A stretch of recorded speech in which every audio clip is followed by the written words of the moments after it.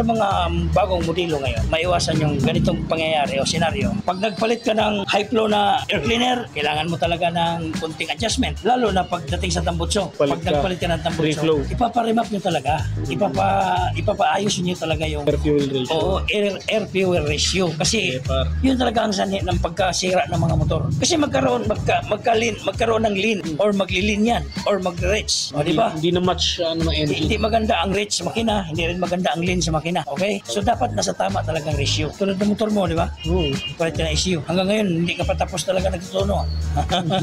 Ganun dapat. Hindi ka tulad sa mga decarburetor na pag naglilin, adjust lang ng air and gas mixture o kaya rejittings lang. Napaka-easy. Ito talaga, electronics ang nag-a-adjust. Kaya kailangan talaga, napakalaking halaga talaga na pag magpalit ng tambutso. Remap talaga. Remap talaga. Kasi hindi naman yan pagpalit tabutso, nag-a-adjust mag-isa eh. Hindi. Stock adjustment niya, hindi nagbabago talaga. Hindi nagbabago.